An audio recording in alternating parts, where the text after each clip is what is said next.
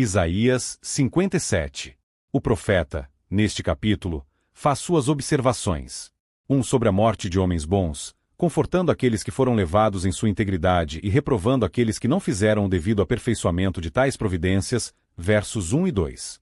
2. Sobre as grosseiras idolatrias e prostituições espirituais das quais os judeus eram culpados, e os julgamentos destruidores que estavam trazendo sobre si mesmos, versos 3 a 12. 3. Após o gracioso retorno de Deus ao seu povo para pôr fim ao seu cativeiro e restabelecer sua prosperidade, versos 13 a 21. Morte dos justos, 706 AC. Perece o justo, e não há quem se impressione com isso, e os homens piedosos são arrebatados sem que alguém considere nesse fato, pois o justo é levado antes que venha o mal. 2. E entra na paz. Descansam no seu leito os que andam em retidão. O profeta, no final do capítulo anterior, condenou os vigias por sua ignorância e estupidez. Aqui ele mostra a estupidez geral e a falta de sentido das pessoas da mesma forma. Não é de admirar que eles fossem imprudentes quando seus vigias o eram, que deveriam tê-los despertado para a consideração. Podemos observar aqui, a providência de Deus removendo homens bons rapidamente deste mundo. Os justos, quanto a este mundo, perecem. Eles se foram e seu lugar não os conhece mais. A piedade não isenta ninguém das prisões da morte. Ou melhor, em tempos de perseguição, os mais justos estão mais expostos às violências de homens sangrentos. O primeiro que morreu, morreu mártir. A justiça livra do aguilhão da morte, mas não do golpe dela. Disse que eles perecem porque foram totalmente removidos de nós e para expressar a grande perda que este mundo sofre com a remoção deles, não que sua morte seja sua ruína, mas muitas vezes prova uma ruína para os lugares onde viveram e foram úteis. Ainda, até homens misericordiosos são levados embora, aqueles homens bons que se distinguem dos justos, pelos quais alguns ousariam morrer, Romanos 5 verso 7. Muitas vezes, são removidos aqueles que poderiam ser poupados. As árvores frutíferas são cortadas pela morte e as estéreis deixadas ainda sobrecarregando o solo. Homens misericordiosos são muitas vezes levados pelas mãos da malícia dos homens. Muitas boas obras fizeram, e por algumas delas são apedrejados. Antes do cativeiro na Babilônia, talvez houvesse uma mortalidade mais do que comum de homens bons, de modo que quase não restava nenhum. Jeremias 5 verso 1. Os piedosos cessaram, e os fiéis falharam. Salmo 12 verso 1. 2. O mundo descuidado desprezando essas providências e desconsiderando-as. Ninguém leva isso a sério, ninguém considera isso. Há muito poucos que lamentam isso como uma perda pública, muito poucos que o notam como um aviso público. A morte de homens bons é algo a ser levado a sério e considerado mais do que mortes comuns. Indagações sérias devem ser feitas. Portanto, Deus discute conosco, que boas lições devem ser aprendidas por tais providências, o que podemos fazer para ajudar a compensar a brecha e preencher o espaço daqueles que são removidos. Deus se desagrada com justiça quando tais eventos não são levados a sério, quando a voz da vara não é ouvida nem as intenções dela respondidas, muito mais quando é regozijado, como é a matança das testemunhas, Apocalipse 11 verso 10. Algumas das mais seletas bênçãos de Deus para a humanidade, sendo facilmente rejeitadas, são realmente subestimadas, e há uma evidência de grande incogitância. Filhinhos, quando são pequenos, menos lamentam a morte de seus pais, porque não sabem que perda é para eles. 3. A felicidade dos justos em sua redenção. Eles são levados para longe do mal que está por vir, então, quando está chegando. Em compaixão por eles, para que não vejam o mal, segundo Reis 22 verso 20, nem participem dele, nem estejam em tentação por ele. Quando o dilúvio está chegando, eles são chamados para a arca, e têm um esconderijo e descanso no céu, quando não havia nenhum para eles sob o céu. 2. Em ir ao mundo, para puni-los por todas as injúrias que fizeram aos justos e misericordiosos, aqueles que ficaram na brecha para afastar os julgamentos de Deus foram levados, e então o que se pode esperar senão um dilúvio deles? É um sinal de que Deus pretende a guerra quando chama seus embaixadores para casa. 2. Ficam fáceis fora do alcance desse mal. O justo, que enquanto viveu andou na sua retidão, quando morrer entra em paz e descansa na sua cama. Observe. A morte é ganho, descanso e bem-aventurança apenas para aqueles que andaram em retidão e que, quando morrerem, podem apelar a Deus a respeito dela, como Ezequias, segundo Reis 20 verso 3. Agora, Senhor, lembre-se disto. 2. Aqueles que praticaram a retidão e nela perseveraram até o fim, acharão isso bom para eles quando morrerem. Suas almas então entram na paz, no mundo da paz, onde a paz está na perfeição e onde não há problemas. Entra no gozo do Senhor. Seus corpos descansam em suas camas. Observe que a sepultura é um leito de descanso para todo o povo do Senhor. Ali eles descansam de todos os seus trabalhos. AP 14. 13. E quanto mais cansados eles estivessem, mais bem-vindos esse descanso seria para eles. Jó 3 verso 17. Esta cama é feita na escuridão, mas isso a torna mais silenciosa. É uma cama da qual eles se levantarão revigorados na manhã da ressurreição. A carga contra o povo. 706 AC. 3. Mas chegai-vos para aqui, vós, os filhos da goureira, descendência da adúltera e da prostituta. 4. De quem chasqueais? Contra quem escancarais a boca e deitais para fora a língua? Porventura, não sois filhos da transgressão, descendência da falsidade. 5. Que vos abrasais na concupiscência junto aos terebintos, debaixo de toda árvore frondosa, e sacrificais os filhos nos vales e nas fendas dos penhascos. 6. Por entre as pedras lisas dos ribeiros está a tua parte. Estas te cairão em sorte. Sobre elas também derramas a tua libação e lhes apresentas ofertas de manjares. Contentar-me-ia eu com estas coisas. 7. Sobre monte alto e elevado pões o teu leito. Para lá sobes para oferecer sacrifícios. 8. Detrás das portas e das ombreiras pões os teus símbolos eróticos, puxas as cobertas, sobes ao leito e o alargas para os adúlteros. Dizes-lhes as tuas exigências, amas-lhes a coabitação e lhes miras a nudez. 9. Vais ao rei com óleo e multiplicas os teus perfumes. Envias os teus embaixadores para longe, até a profundidade do sepulcro. 10. Na tua longa viagem te cansas, mas não dizes. É em vão, achas o que buscas, por isso, não desfaleces. 11. Mas de quem tiveste receio ou temor, para que mentisses e não te lembrasses de mim, nem de mim te importasses? Não é, acaso, porque me calo, e isso desde muito tempo, e não me temes?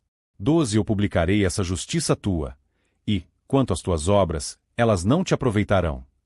Temos aqui uma alta acusação, mas sem dúvida justa, formulada contra aquela geração perversa da qual os justos de Deus foram removidos, porque o mundo não era digno deles. Observe. 1. O caráter geral aqui dado a eles, ou o nome e título pelo qual eles são indiciados, verso 3.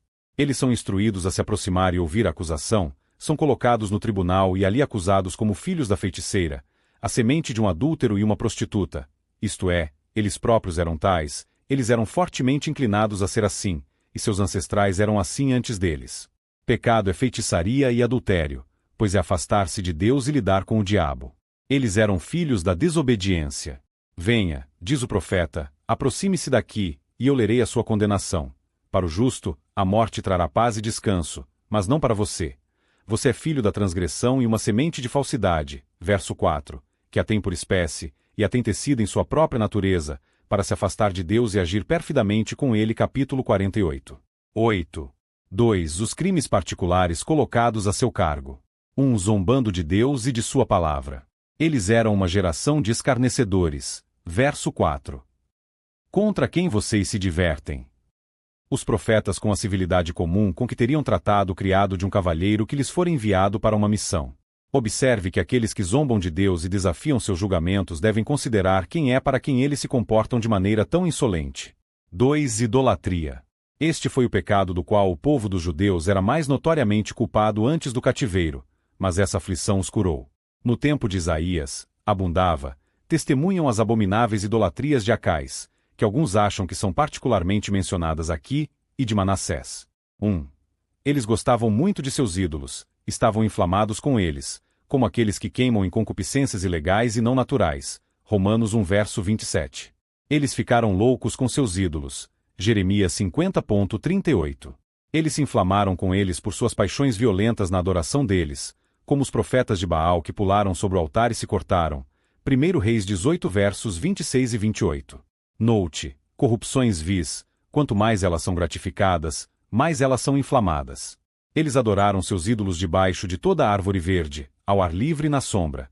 No entanto, isso não esfriou o calor de suas luxúrias impetuosas, mas a beleza encantadora das árvores verdes os tornou mais apaixonados por seus ídolos que eles adoravam ali. Assim, aquilo que é agradável na natureza, em vez de atraí-los para o Deus da natureza, os afastou dele. A chama de seu zelo na adoração de falsos deuses pode nos envergonhar por nossa frieza e indiferença na adoração ao verdadeiro Deus. Eles se esforçam para se inflamar, mas nós nos distraímos e nos amortecemos. 2. Eles eram bárbaros e anormalmente cruéis na adoração de seus ídolos.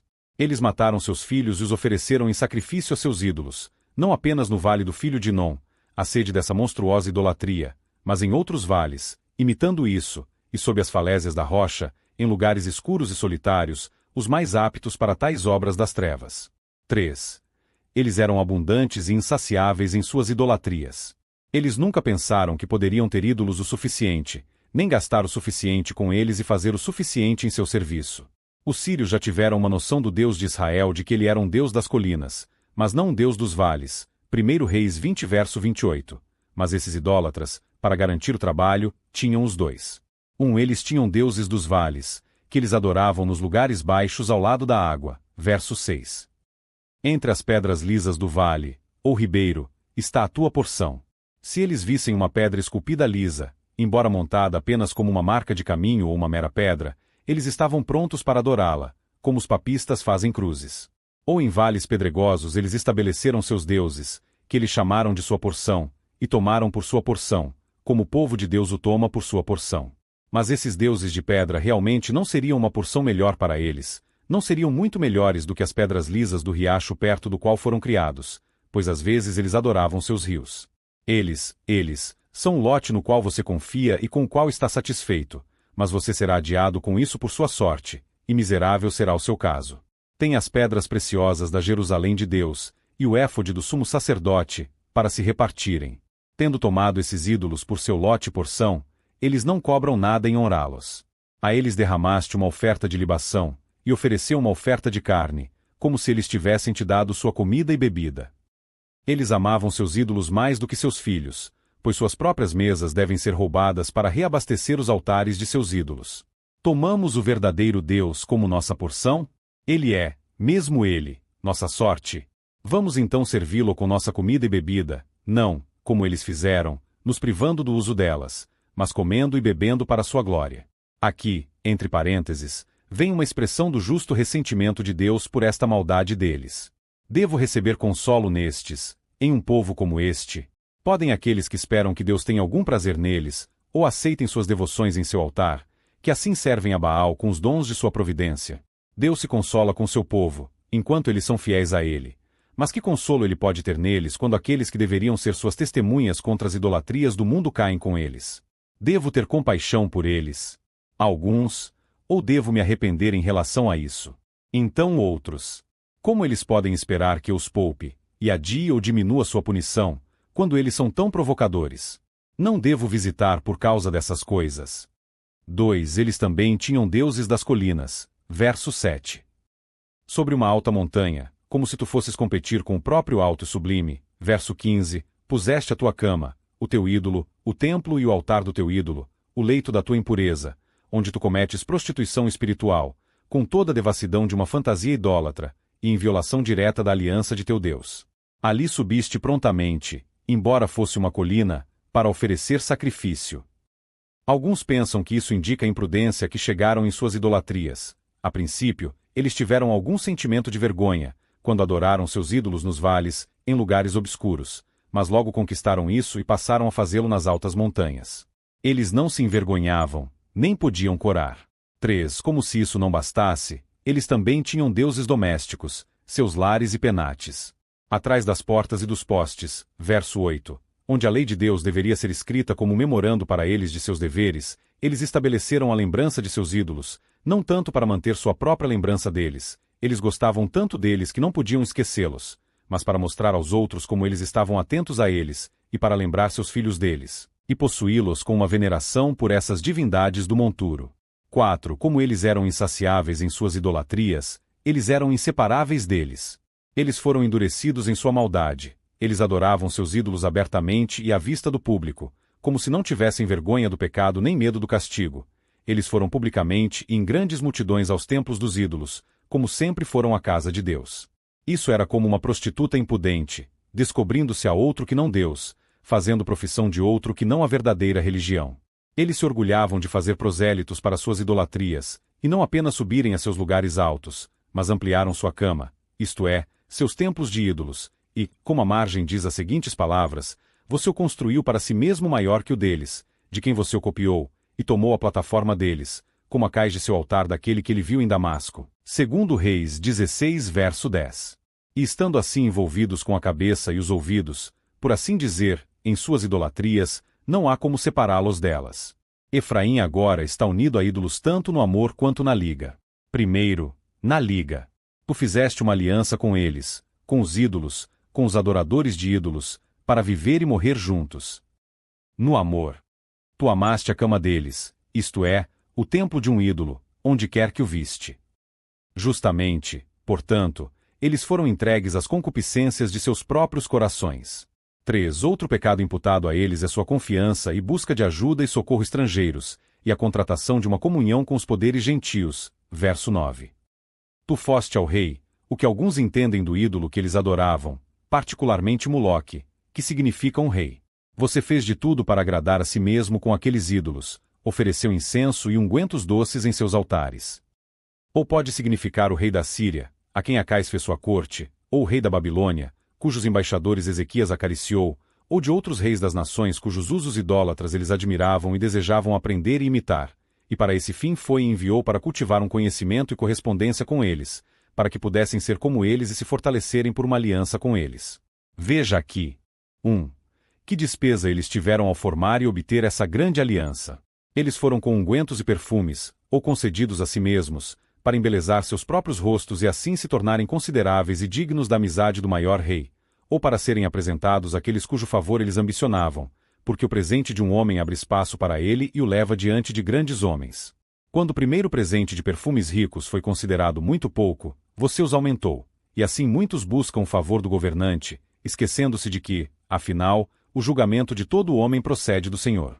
Eles gostavam tanto daqueles príncipes pagãos que não apenas iam, em todos os seus ares, para aqueles que estavam perto deles, mas enviavam mensageiros para aqueles que estavam longe. Capítulo 18 verso 2. 2. Quanto eles se depreciaram e colocaram a honra de sua coroa e nação no pó. Tu te rebaixaste até o inferno.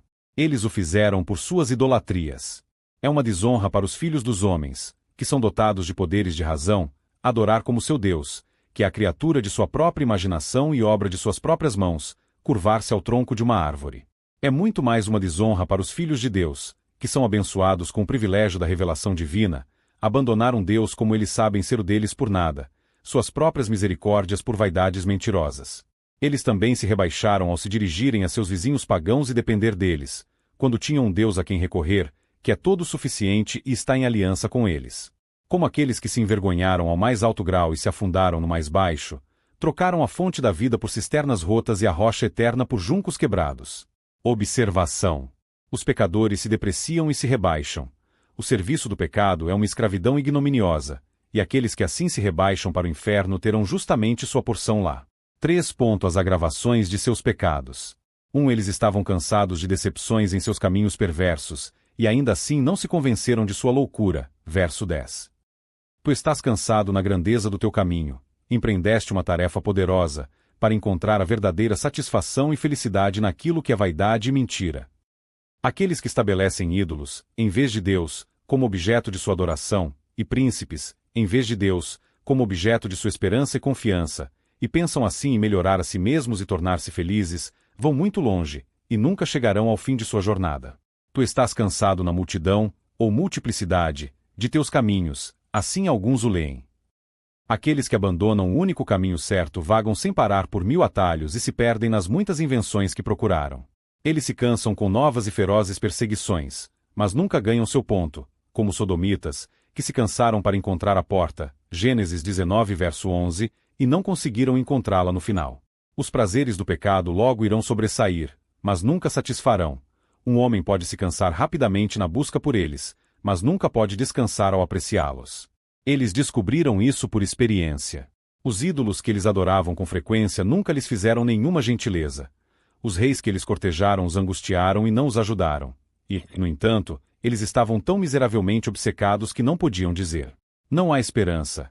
É mais em vão esperar aquela satisfação nas confidências da criatura e na adoração de ídolos, que tantas vezes procuramos e nunca encontramos. Note: desespero de felicidade na criatura e de satisfação no serviço do pecado é o primeiro passo em direção a uma esperança bem fundamentada de felicidade em Deus e uma resolução bem estabelecida de manter-se a seu serviço. e são indesculpáveis aqueles que tiveram convicções sensatas da vaidade da criatura, e ainda assim não farão ser levado a dizer: não há esperança de ser feliz sem o Criador. Isso, eles não podiam persuadir-se a lamentar. Tu encontraste a vida da tua mão, ou a vivência dela. Vanglorias-te de como a fortuna sorri para ti, portanto, não te entristeces, mais do que Efraim quando disse, Oséias 12 verso 8. Fiquei rico, descobri recursos. Observe que a prosperidade no pecado é uma grande barreira para a conversão do pecado. Aqueles que vivem à vontade em seus projetos pecaminosos são tentados a pensar que Deus os favorece, portanto, não tem nada do que se arrepender. Alguns o leem ironicamente ou por meio de pergunta. Encontraste a vida da tua mão, encontraste a verdadeira satisfação e felicidade, sem dúvida que encontraste. Não tens? E, portanto, você está tão longe de se entristecer que se abençoa em seu próprio caminho mau. Mas revise seus ganhos mais uma vez, e chegue a um equilíbrio de lucro e perda, e então diga: que fruto você tem daquelas coisas das quais você se envergonha e pelas quais Deus o levará a julgamento? Romanos 6 verso 21. 3. Eles haviam lidado indignamente com Deus por causa de seus pecados. Pois 1. Parece que eles fingiram que a razão pela qual deixaram Deus foi porque ele era uma majestade terrível demais para eles lidarem. Eles devem ter deuses com os quais possam ser mais livres e familiarizados. Mas, diz Deus, de quem você temeu ou tremeu, que você mentiu, que você agiu falsa e traiçoeiramente comigo, e dissimulou em seus pactos comigo e orações para mim? O que eu já fiz para assustar-te de mim? Que ocasião te dei para pensar mal de mim, que foste procurar um mestre mais gentil? 2. No entanto, é certo que eles não tinham verdadeira reverência a Deus nem qualquer consideração séria por ele. Portanto, essa pergunta é comumente entendida. De quem você tem medo ou tremor? De nenhum, porque tu não temes a mim a quem tu deves temer, porque mentiste para mim. Aqueles que dissimulam com Deus fazem parecer que não o temem. Não te lembraste de mim, nem do que eu disse nem do que fiz, nem das promessas, nem das ameaças, nem as performances de qualquer um, não as puseste ao teu coração, como tu terias feito se me tivesses temido. Observe. Aqueles que não colocam a palavra de Deus e suas providências em seus corações mostram assim que eles não têm o temor de Deus diante de seus olhos. E multidões são arruinadas pelo destemor, esquecimento e mero descuido. Eles não temem nada, nem se lembram de nada, nem colocam nada no coração. 3. Eles foram endurecidos em seus pecados pela paciência e tolerância de Deus. Não me calei antigamente e por muito tempo. Estas coisas tu fizeste e eu guardei silêncio. E, portanto, como segue aqui, tu não me temes, como se porque Deus tivesse poupado por muito tempo, ele nunca puniria. Eclesiastes 8 verso 11. Porque ele manteve silêncio, o pecador pensou que ele era igual a si mesmo, e não o temeu.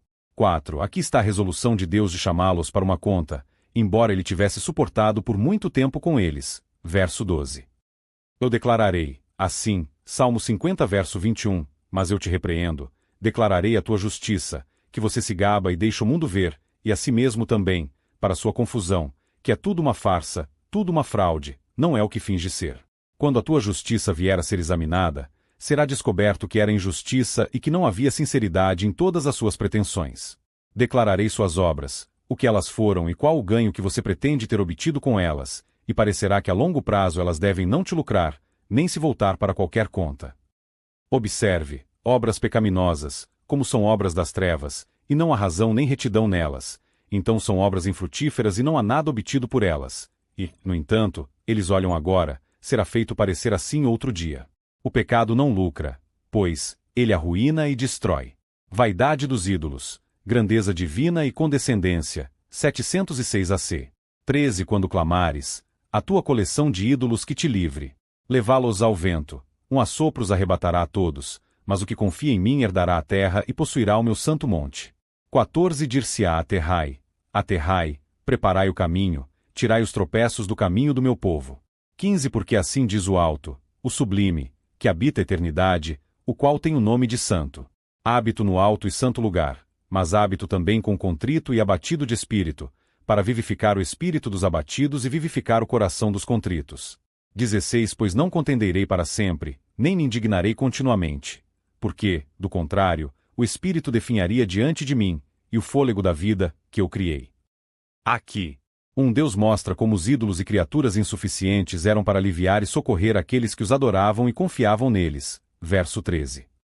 Quando clamas em tua aflição e angústia, lamentas tua miséria e clamas por socorro, deixa que teus ídolos te livrem, teus deuses ídolos que tu amontoaste para ti mesmo em companhias, as tropas das forças confederadas nas quais tu tanto confiaste, que eles te libertem se puderem. Não esperes nenhum outro alívio além do que eles podem dar. Assim disse Deus a Israel, quando em sua angústia o invocaram. Juízes 10:14. Vá e clame aos deuses que você escolheu, que eles o livrem. Mas em vão se espera deles a salvação. O vento os levará a todos, o vento da ira de Deus, aquele sopro de sua boca que matará os ímpios. Eles se transformaram em palha e, portanto, o vento os apressará. Vaidade eles são, e a vaidade os levará embora, a vaidade eles serão reduzidos, e a vaidade será sua recompensa. Tanto os ídolos quanto seus adoradores serão reduzidos a nada. 2. Ele mostra que havia uma suficiência, uma total suficiência nele para o conforto e libertação de todos aqueles que depositaram sua confiança nele e fizeram sua aplicação a ele. Sua segurança e satisfação parecem mais confortáveis porque suas esperanças são coroadas com fruição, quando aqueles que buscam outros ajudantes têm suas esperanças frustradas. Aquele que põe sua confiança em mim, e somente em mim, esse será feliz, tanto para a alma e corpo, para este mundo e para o outro. 1. Observe, em geral. 1. Aqueles que confiam na providência de Deus tomam o melhor caminho para proteger seus interesses seculares. Eles possuirão a terra, tanto dela quanto for bom para eles, e o que eles tiverem, eles o receberão de boas mãos e o manterão por um bom título. Salmo 37, verso 3, habitarão na terra, e verdadeiramente serão alimentados. 2. Aqueles que confiam na graça de Deus tomam o melhor caminho para proteger seus interesses sagrados. Eles herdarão o meu santo monte. Eles desfrutarão dos privilégios da igreja na terra e serão finalmente levados às alegrias do céu, e nenhum vento os levará. 2. Mais particularmente. 1. Os cativos, que confiam em Deus, serão libertados. Verso 14. Eles dirão, isto é, os mensageiros de sua providência, naquele grande evento dirão: lançate, lançate, a preparar o caminho. Quando chegar o tempo de Deus para sua libertação, a maneira de realizá-la será clara e fácil, os obstáculos serão removidos, as dificuldades que pareciam insuperáveis serão rapidamente superadas e todas as coisas concorrerão para acelerar e facilitar seu retorno. Ver capítulo 40, verso 3, 4. Isso se refere à provisão que o Evangelho e a graça dele fizeram para nossa passagem rápida por este mundo para um mundo melhor. O caminho da religião está agora lançado. É uma rodovia. O trabalho dos ministros é dirigir as pessoas nisso e ajudá-las nos desânimos que encontram, para que nada as ofenda. 2. Os contritos, que confiam em Deus, serão revividos. Verso 15. Aqueles que confiavam em ídolos e criaturas em busca de ajuda iam com seus ungüentos e perfumes. Verso 9. Mas aqui Deus mostra que aqueles que podem esperar ajuda dele são destituídos e se distanciam das alegrias do mundo e das delícias dos sentidos. A glória de Deus aparece aqui muito brilhante. 1. Em sua grandeza e majestade. Ele é o alto e sublime que habita a eternidade. Que isso nos inspire com pensamentos muito elevados e honrosos do Deus com quem temos que lidar. Primeiro, que seu ser e perfeições são exaltados infinitamente acima de toda criatura, não apenas acima do que eles próprios têm, mas acima do que podem conceber a respeito dele, muito acima de todas as suas bênçãos e louvores. Neemias 9, verso 5. Ele é o alto e sublime, e não há criatura como ele, nem nada que se compare a ele. A linguagem também sugere seu domínio soberano sobre todos e o direito incontestável que ele tem de dar lei e julgamento a todos. Ele é mais alto do que o mais alto, Eclesiastes 5, verso 8, do que os mais altos céus, Salmo 113, verso 4. Em segundo lugar, que com ele não há começo de dias nem fim de vida, nem mudança de tempo. Ele é imortal e imutável. Somente ele tem imortalidade. 1 Timóteo 6, verso 16. Ele a tem de si mesmo e a tem constantemente. Ele a habita e não pode ser despojado dela. Em breve devemos nos retirar para a eternidade, mas Deus sempre a habita. Em terceiro lugar, que há uma retidão infinita em sua natureza, uma conformidade exata consigo mesmo e um desígnio constante de sua própria glória em tudo o que ele faz. E isso aparece em tudo pelo qual ele se deu a conhecer, pois seu nome é santo e todo aquele que deseja conhecê-lo deve conhecê-lo como um Deus santo. Em quarto lugar, que a residência peculiar e a manifestação de sua glória estão nas mansões de luz e bem-aventurança acima. Eu habito no alto e santo lugar, e terei todo o mundo para conhecê-lo. Quem tem algum negócio com Deus deve dirigir-se a ele como seu Pai no céu, pois ali ele habita. Essas grandes coisas são ditas aqui de Deus para nos inspirar com uma santa reverência a ele, para encorajar nossa confiança nele e para magnificar sua compaixão e condescendência para conosco, que embora ele seja tão elevado, ele tem respeito pelos humildes. Aquele que cavalga nos céus pelo seu nome já se inclina para se preocupar com as viúvas pobres e órfãos. Salmo 68 versos 4 e 5. 2. Em sua graça e misericórdia. Ele tem uma terna piedade pelos humildes e contritos, por aqueles que o são em relação ao seu estado.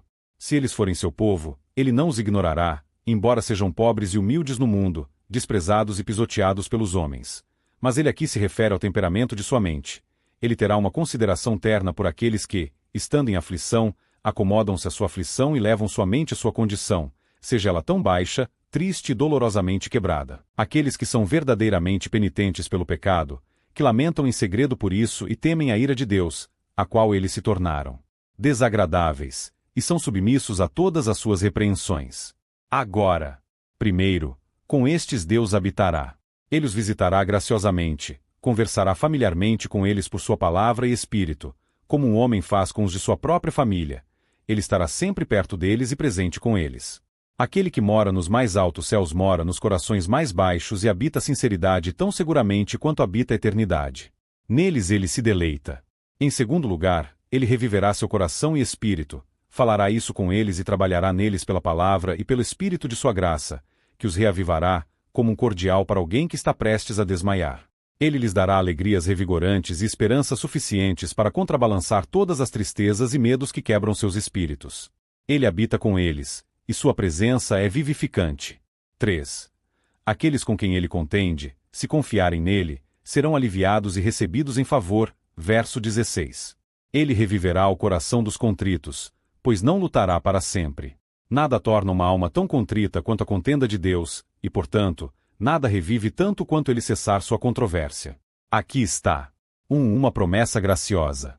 Não é prometido que ele nunca ficará zangado com seu povo, pois seus pecados o desagradam, ou que ele nunca contenderá com eles, pois eles devem esperar a vara. Mas ele não lutará para sempre, nem fique sempre irado. Como ele não fica com raiva logo, ele não fica com raiva por muito tempo. Ele nem sempre vai repreender. Embora ele lute com eles por convicções de pecado, ele não lutará para sempre. Mas, em vez do espírito de escravidão, eles receberão o espírito de adoção. Ele rasgou, mas vai curar. Embora ele lute com eles pelas repreensões da providência, ainda assim a correção não durará para sempre, não durará muito, não durará mais do que necessário. 1 Pedro 1 verso 6. Não mais do que eles podem suportar, não mais do que até ele fazer o seu trabalho. Embora toda sua vida seja calamitosa, seu fim será a paz, assim como sua eternidade. 2. Uma consideração muito compassiva, sobre a qual esta promessa se baseia. Se eu lutar para sempre, o Espírito definharia diante de mim, sempre as almas que eu fiz. Observe, primeiro, Deus é o Pai dos Espíritos, Hebreus 12 verso 9. Aqueles com quem ele nem sempre contenderá são as almas que ele criou, que ele deu existência pela criação e um novo ser pela regeneração. O Senhor é para o corpo, mas ele se preocupa principalmente com as almas de seu povo, para que o espírito não falhe, e suas graças e confortos. Quando os problemas duram muito, o espírito mesmo dos homens bons tende a falhar. Eles são tentados a entreter pensamentos duros de Deus, a pensar em vão servi-lo. Eles estão prontos para afastar o conforto deles e se desesperar pelo alívio, e então o espírito falha. É em consideração a isso que Deus não contenderá para sempre, pois ele não abandonará a obra de suas próprias mãos nem frustrará a compra do sangue de seu filho. A razão não é tirada de nosso mérito, mas de nossa fraqueza e enfermidade, pois ele se lembra de que somos carne, Salmo 78 verso 39, e que a carne é fraca. A divina tolerância e misericórdia, 706 AC. 17 Por causa da indignidade da sua cobiça, eu me indignei e feri o povo. Escondi a face e indignei-me. Mas, rebelde, seguiu ele o caminho da sua escolha. 18 Tenho visto seus caminhos e o sararei. Também o guiarei e lhe tornarei a dar consolação, a saber, aos que dele choram. 19 Como fruto dos seus lábios criei a paz. Paz para os que estão longe e para os que estão perto, diz o Senhor, e eu o sararei. 20 Mas os perversos são como o mar agitado, que não se pode aquietar, cujas águas lançam de si lama e lodo. 21 Para os perversos, diz o meu Deus, não há paz. O corpo do povo de Israel, neste relato dos tratos de Deus com eles, é mencionado como uma pessoa em particular, versos 17 e 18, mas dividido em dois tipos, tratados de maneira diferente. Alguns que eram filhos da paz, para quem se fala de paz, verso 19, e outros que não eram, que nada têm a ver com a paz. Verso 20, 21. Observe aqui. As justas repreensões a que aquele povo foi submetido por causa de seus pecados. Por causa da iniquidade de sua cobiça, irei-me e o feri. A cobiça era um pecado que abundava muito entre aquele povo. Jeremias 6 verso 13. Desde o menor até o maior deles, cada um é dado à avareza. Aqueles que não adoravam imagens ainda eram levados por essa idolatria espiritual. Pois assim é a cobiça. É fazer do dinheiro um deus. Colossenses 3 verso 5. Não é de admirar que o povo fosse cobiçoso quando seus próprios vigias eram notoriamente assim. Capítulo 56 verso 11. No entanto, cobiçosos como eram, no serviço de seus ídolos eles eram pródigos. E é difícil dizer se sua profusão nisso ou sua cobiça em tudo mais foi mais provocador. Mas por essa iniquidade, entre outras, Deus ficou zangado com eles e trouxe um julgamento após o outro sobre eles, e sua destruição finalmente pelos caldeus. Deus ficou irado. Ele se ressentiu, ficou muito doente que um povo que era devotado a si mesmo e repartido em si mesmo fosse tão inteiramente entregue ao mundo e escolhesse isso para sua porção. Observe que a cobiça é uma iniquidade que desagrada muito ao Deus do céu. É um pecado do coração, mas ele o vê, portanto, o odeia, e olha para ele com ciúme, porque estabelece um rival com ele na alma. É um pecado no qual os homens se abençoam. Salmo 49. 18. E em que seus vizinhos os abençoam. Salmo 10 verso 3. Mas Deus abomina isso. 2. Ele reprovou por isso por seus profetas, corrigiu por sua providência, puniu naquelas mesmas coisas que ele tanto adorava e cobiçava. Observe que os pecadores sentirão a ira de Deus. Aqueles com quem ele está irado, ele fere, e a cobiça particularmente coloca os homens sob os sinais do desagrado de Deus. Aqueles que colocam seus corações nas riquezas deste mundo ficam desapontados ou amargurados com eles. Está entupido com uma cruz ou se transformou em uma maldição. 3. Deus se escondeu dele quando ele estava sob essas repreensões e continuou irado com ele. Quando estamos sob a vara, se Deus se manifesta a nós, podemos suportá-la melhor. Mas se ele nos ferir e se esconder de nós, não nos envie profetas, não nos fale nenhuma palavra confortável, não nos mostre sinal para o bem. Se ele rasgar e ir embora, Oséias 5 verso 14, somos muito miseráveis. 2. Sua obstinação e incorrigibilidade sob estas repreensões. Ele continuou obstinadamente no caminho de seu coração, em seu mau caminho. Ele não era sensível ao desagrado de Deus sob o qual estava. Ele sentiu a pontada da vara, mas não teve nenhuma consideração pela mão. Quanto mais ele estava contrariado em suas atividades mundanas, mais ansioso ele ficava nelas. Ele não veria seu erro ou, se o visse, não o corrigiria. A cobiça era o caminho de seu coração. Era para isso que ele estava inclinado e intencionado, e ele não seria reclamado, mas em sua angústia ele transgrediu ainda mais, segundo Crônicas 28 verso 22. Veja a força da corrupção do coração dos homens e a pecaminosidade do pecado, que seguirá seu curso apesar do próprio Deus e de todas as chamas de sua ira. Veja também como as aflições de si mesmas são insuficientes para reformar os homens, a menos que a graça de Deus trabalhe com eles. 3. O maravilhoso retorno de Deus em misericórdia para com eles, apesar da obstinação da generalidade deles. A maior parte deles continuou obstinadamente, mas havia alguns entre eles que lamentavam a obstinação do resto, e de olho neles, ou melhor, por causa de seu próprio nome, Deus decide não lutar para sempre com eles. Com o perverso, Deus pode justamente mostrar-se perverso, Salmo 18 verso 26, e andar contrariamente aos que andam contrários a ele, Levítico 26 verso 24. Quando este pecador aqui continuou obstinadamente no caminho de seu coração, alguém poderia pensar que deveria ter se seguido. Eu vi seus caminhos e o destruirei, o abandonarei, nunca mais terei nada a ver com ele. Mas tais são as riquezas da misericórdia e graça divinas, e assim eles se regozijam contra o julgamento, que se segue, eu vi seus caminhos e o curarei. Veja como a bondade de Deus aproveita a maldade do homem para parecer tanto mais ilustre, e onde abundou o pecado, superabundou a graça. As razões da misericórdia de Deus são buscadas dentro de si mesmo, pois em nós não aparece nada além do que está provocando. Tenho visto seus caminhos, e ainda assim o curarei por amor do meu próprio nome. Deus sabia o quão ruim o povo era, e ainda assim não os rejeitaria. Mas observe o método. Deus primeiro lhe dará graça, e então, e não até então, lhe dará paz. Eu vi o seu caminho, que ele nunca se voltará para mim por si mesmo e, portanto, eu o converterei.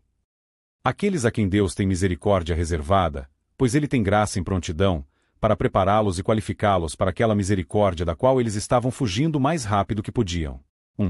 Deus o curará de seu caráter corrupto e vicioso, irá curá-lo de sua cobiça, embora esteja profundamente enraizado nele e seu coração tenha sido exercitado por muito tempo em práticas gananciosas.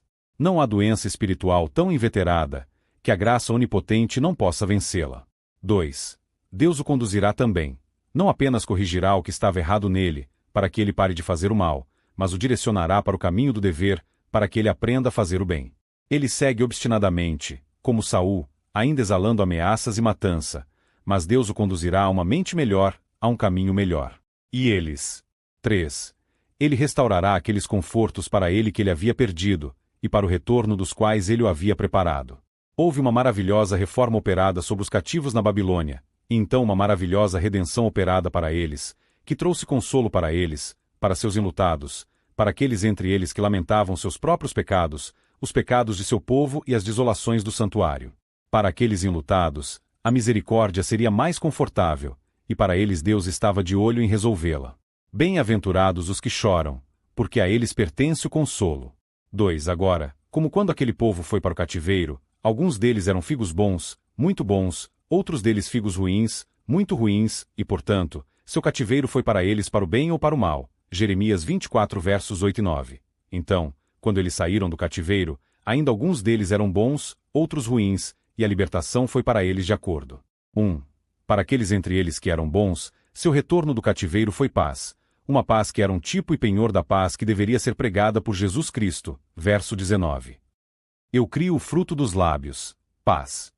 Deus planejou dar-lhes matéria para louvor e ação de graças, pois esse é o fruto dos lábios. Hebreus 13 verso 15. Os bezerros dos lábios. Oséias 14 verso 2.